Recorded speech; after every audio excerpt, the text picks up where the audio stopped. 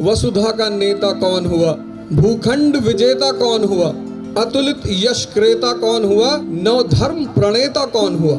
दाल में जब मैं दाल खोजने लगा तो दाल थी ही नहीं, सबका थोड़ी होता है। महत्वाकांक्षा के साथ जो चीज चलती है उसका नाम है विघ्न, संघर्ष, चुनौतियां, चैलेंज।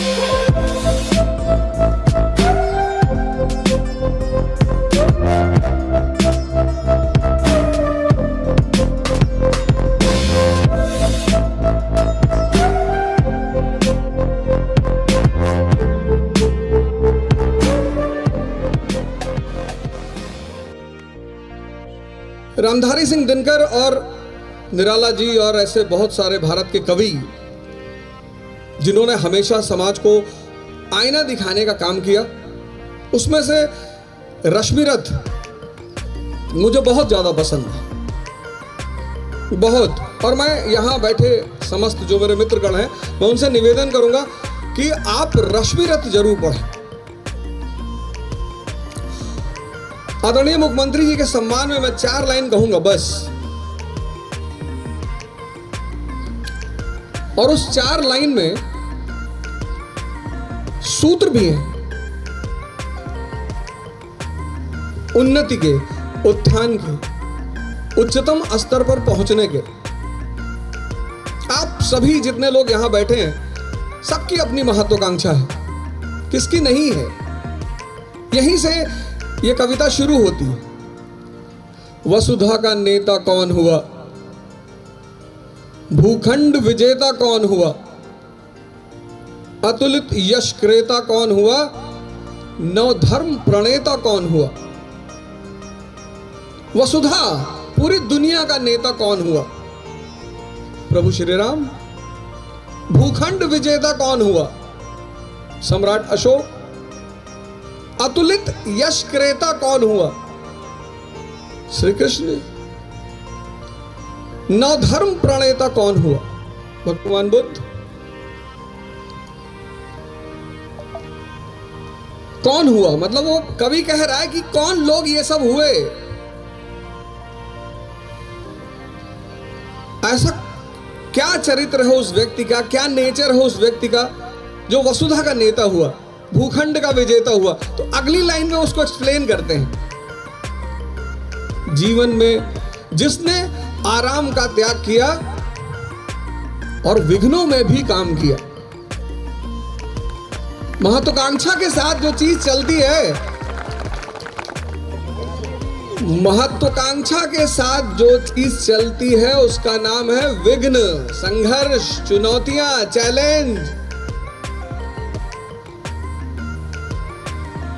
विघ्नों में जिसने काम किया, क्या काम है विघ्न का, इसको अगली लाइन में समझा है कि ये जो चुनौती है, ये जो चैलेंज है, ये जो संघर्ष है, इसका रोल क्या है जीवन में।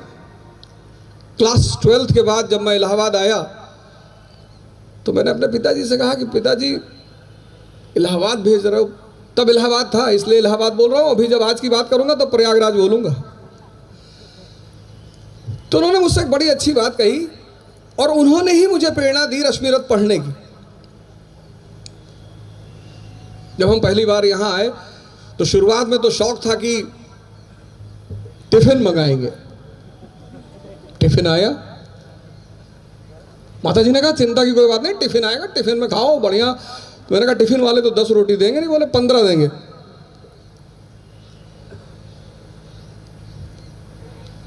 टिफिन आई पहले दिन, दाल में जब मैं दाल खोजने लगा तो दाल थी ही नहीं।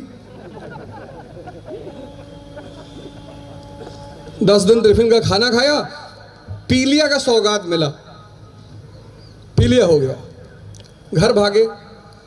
तो पिताजी ने कहा ऐसे थोड़ी, अब गए हो तो खुद से खाना बनाओ। विघ्नों में जिसने काम किया, विघ्न का काम क्या है, संघर्ष का काम क्या है। जीवन में विघ्न जब आता है, क्या आंसर है उसका, जीवन में विघ्न जब आता है सोते से हमें जगाता है। जगाने का काम है संघर्ष का, जगाने का काम है विघ्न का। आरंभिक जीवन के 15 वर्ष आप परिवार में रहे, घर में रहे, माँ बाप के साय में रहे, खूब मस्ती किया और माता जी ने लौकी की सब्जी बना के दी और आपने उठा के फेंक दिया कि रोज रोज लौकी खाएंगे, दिमाग खराब है। जीवन में विघ्न जब आता है सोते से हमें जगाता है।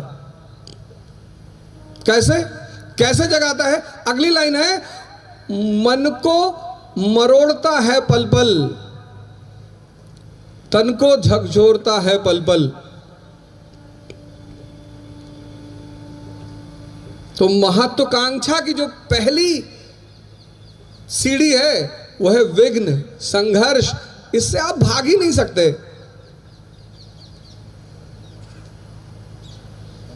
जब भी मैंने क्लास लिया, जहां भी क्लास लिया पूरे भारत में, यहां तक कि मैं भारत से बाहर जब मैंने क्लास लिया तो मैंने ध्यान और योग से ही शुरुआत की। जो पहला पोस्ट आज के प्रोग्राम पे मैंने डाला, मैंने यही लिखा कि सृजन की सबसे बड़ी आवश्यकता है शक्ति। आप कुछ सृजन करना चाहते हैं, कुछ बनना चाहते हैं, समाज में अपना स्थान बनाना चाहते हैं, बिना शक्ति के आप कहते हैं सर हम तो गुटखा खा के बना लेंगे।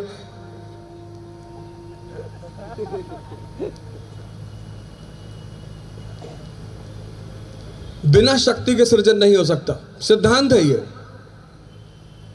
शक्ति आएगी कहां से? कौन सी शक्ति? पूजनीय महाराज जी ने आपको पहला महायोग कराया, अद्भुत योग, अद्भुत। मंडूकासन कराया आपको। शक्ति ये जो चीज है, ये जो आसन है, ये जो विद्या है, ये दो शक्तियां पैदा करेगी, एक शरीर की और एक मन की। साइकोलॉजी आज एक सब्जेक्ट पैदा हुआ पश्चिम में। साइकोलॉजी बेटा है पूंजीवाद का। इस देश ने मन का अध्ययन आरंभिक काल से, और सिर्फ अध्ययन नहीं, उस पर विजय। जीवन में विघ्न जब आता है सोने से हमें जगाता है, मन को मरोड़ता है पल पल। देखो तैयारी कर रहे हो आईएएस की, मन को मरोड़ता है पल पल कि कहां पढ़ रहे हो, सबका थोड़ी होता है। मन बड़ा प्यारा इंस्ट्रूमेंट है शरीर के अंदर, कुछ भी तर्क दे देगा, कुछ भी। बहुत सारे लोगों ने वादा किया हम आएंगे, लेकिन शायद मन ने नहीं आने दिया, क्योंकि मन के तर्क बड़े प्यारे, बड़े विचित्र। किसी साहब ने मुझसे कहा कि आप योग ध्यान वगैरह की बात करते हैं। मैंने कहा हाँ। क्या घोड़ा इतना दौड़ता है, उसका जीवन सिर्फ 20 वर्ष है, और अजगर सिर्फ सोता है, उसका जीवन 100 वर्ष है। मन, बहुत लोगों ने सुबह 4 बजे का अलार्म लगाया होगा और 4-5 पे मन ने कहा होगा कि कहां जाओगे? अच्छा जाओगे 5 मिनट और 8 बजे उनकी नींद खुली होगी।